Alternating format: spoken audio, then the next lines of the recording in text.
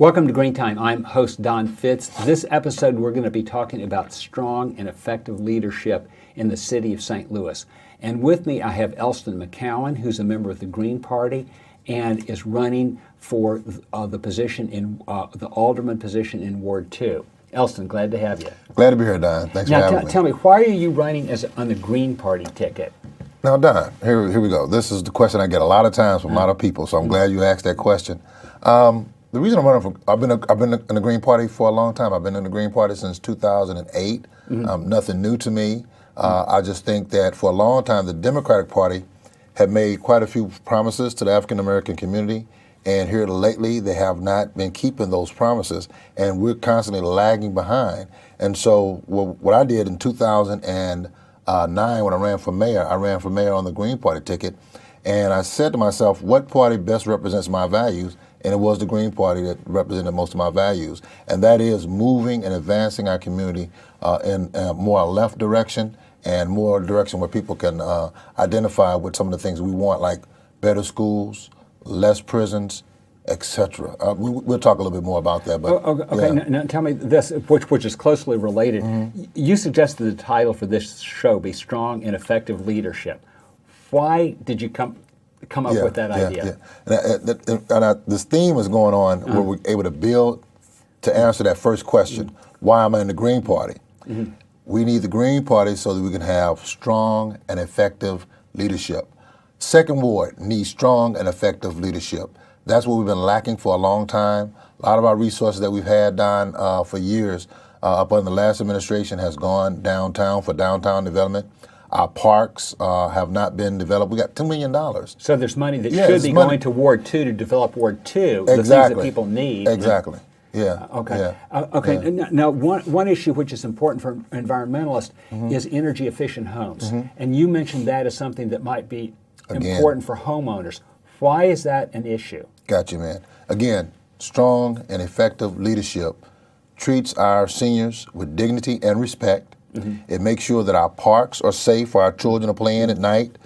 We've got $2 million. Hickey Park right there on Broadway does not get the resources it needs to have night lights so kids can play football. But let me go back to your question about the energy efficient homes. Our seniors don't get the energy efficient homes. You can get energy efficient homes. You can replace old water heaters for seniors for free. You can replace furnaces for seniors for free. We have money in our budget for the Second Ward to do that. But again, because of a lack of strong, effective leadership, our seniors aren't being treated with dignity and respect. Okay. Now, the next thing I was going to ask you was going to be about parks and clean alleys and streets. You touched a little bit on parks, but what about alleys and streets? Do you think that the city is doing a good job of keeping those clean in Ward 2? Well, exactly. So you get the leadership you deserve a lot of times, and sometimes if you don't get out and vote and fight or understand the politics of it all, then you don't get the leadership that you need. You get the leadership you deserve, but you don't get the leadership you need. You need strong and effective leadership in the Second Ward. And to answer your question, no. Answer's no. I mean, you can look at our alleys, man. You never see in the Second Ward block parties that deal with neighborhood cleanup. That's not being led by our alder people or our committee people in our wards. Now, I've done some things in my neighborhood right there in Baden, in the northwest part of Baden, but for the most part, there's nothing going on.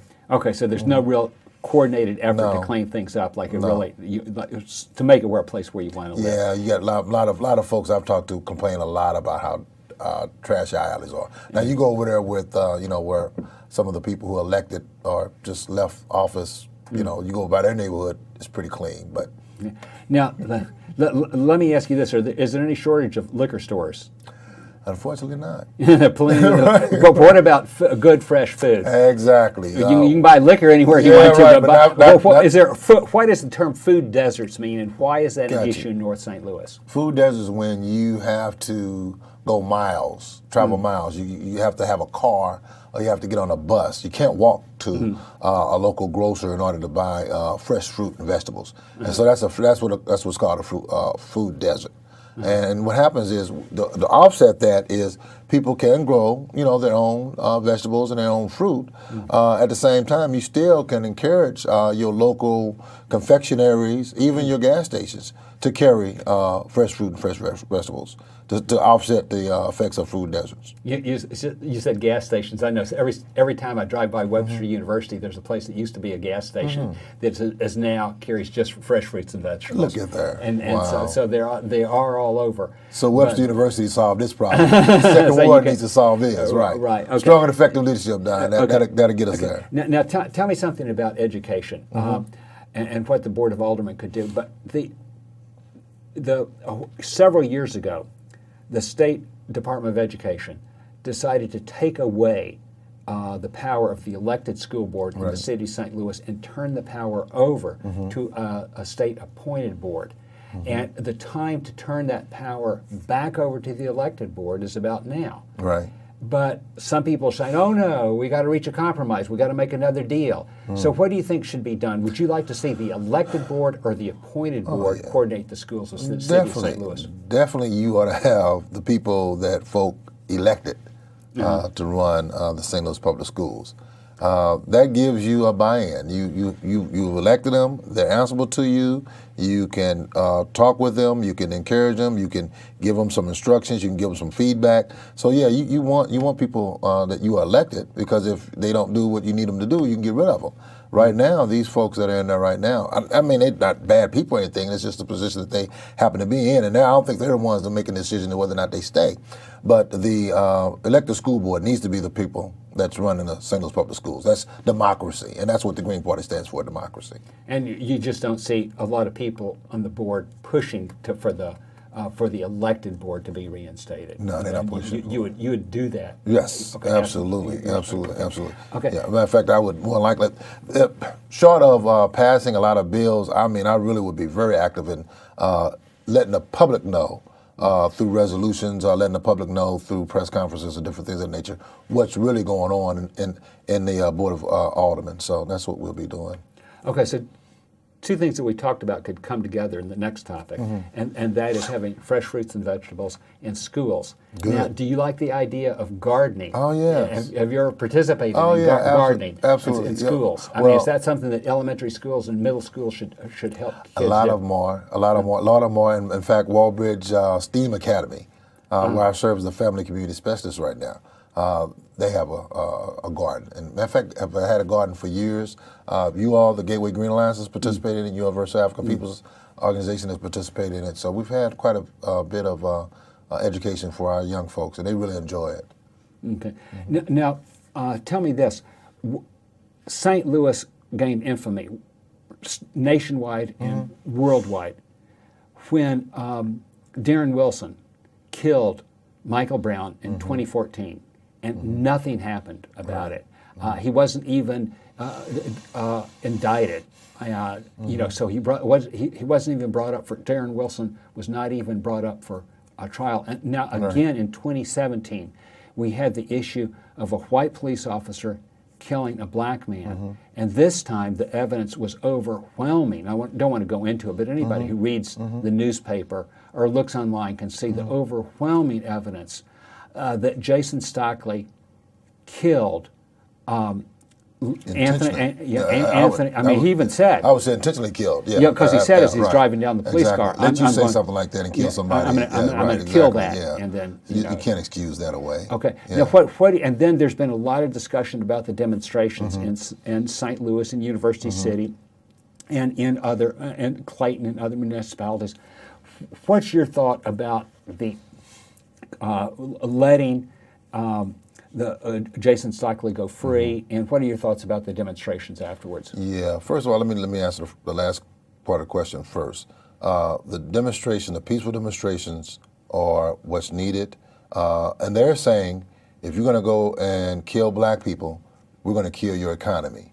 I think that's a non-violent response to a very violent situation. So the other part, now Stockley, that was. What it's saying is you can actually kill a black man and there are absolutely no consequences. And if you look at the history of that case, this was back in 2011. Initially, the circuit attorney said that they didn't have enough evidence they didn't believe to actually win a conviction. And when Gardner got in office, they found some more information. They got some more videos, some more tapes, different things of that nature, and felt that they had enough evidence to get a conviction. And even with all of that, the judge still did a good old boy and let Stockley get away.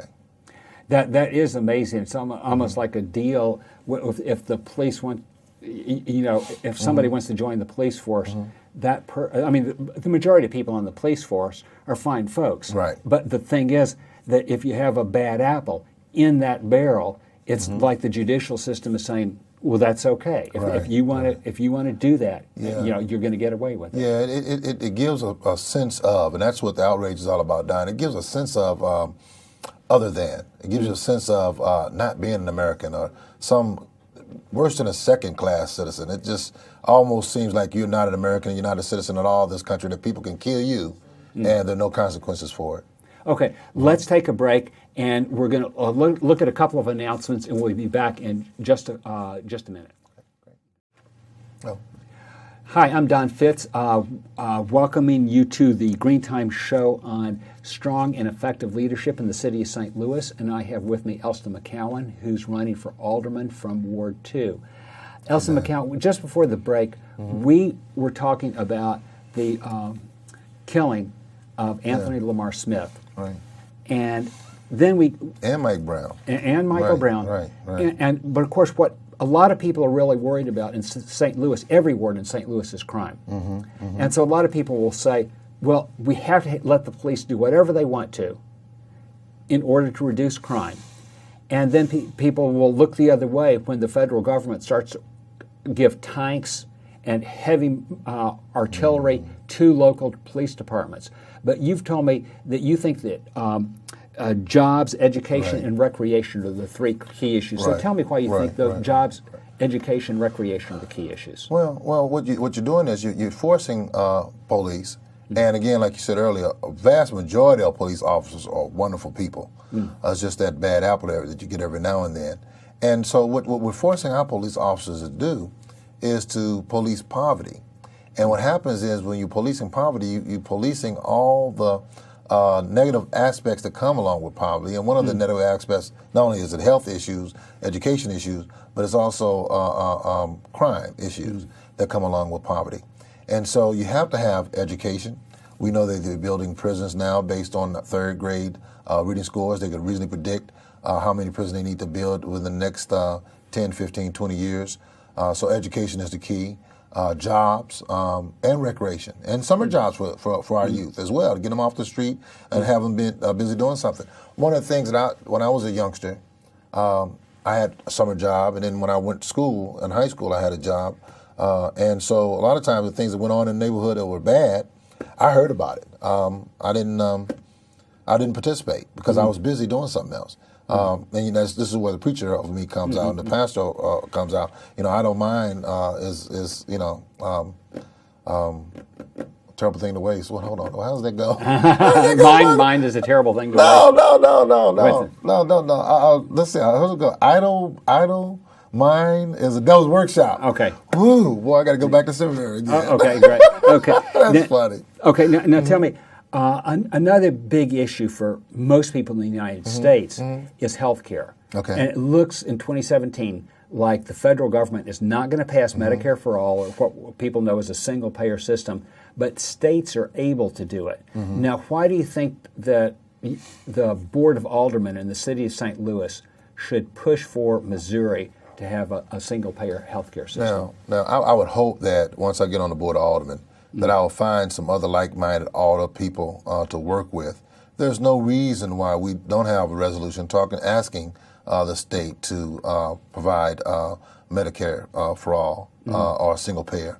And then there's no reason for us not to get our citizens. If I call 10, 15, 20, or 30 more of my people in my ward, I'm sure I can get folks on the bus, and we can have some lobby days and talk with the state officials about how important it is. And then we also need to look at the different rural areas and talk with them in the boot hills. Yeah, I think there's a lot of poverty in rural Missouri, and there could be real alliances, not just with Democrats, maybe Republicans represent impoverished areas and rural areas. Okay, now let me ask you this. We know that Donald Trump has criticized football players for exercising free speech. So what would you see, the St. Louis city government do? I mean, should the city government just remain silent about that? No. It's people kneeling during the national anthem. Yeah, right. I think that's, people have died for Americans to have that right to protest, to have freedom of speech. I mean, even if you want to burn a flag, I mean, I'm along with the ACLU. I wouldn't have a great big old giant problem with that. Yet at the same time, I prefer him kneeling than doing that, than burning the flag. I think that Donald Trump really is, when you have to tell your children to leave the room when the President of the United States is speaking, that's a shame. And he's calling these football players who are kneeling, calling them sons of the B word, which is very inappropriate. Okay. Now, let me ask you this. For the last several decades, actually ever since World War II, the United States seems to have been in a war with someone over something. Right. And the United States seems to have been in a war with, it's like it's nonstop. Sometimes it's multiple wars at the same time. And the United States has hundreds and hundreds, I think it's like 800 or 900 military bases in countries around the world. Now, how do you think this interferes with what's going on in cities and what cities need to do? Absolutely. Well, if you have these endless wars, you're spending all this money on military, you don't have money to spend, or you don't use money to spend for infrastructure. You don't have money to spend to just get the debt off of our college students. I mean, matter of fact, I'm 50 some odd years old. 54, to tell you the truth, man. So you remember that?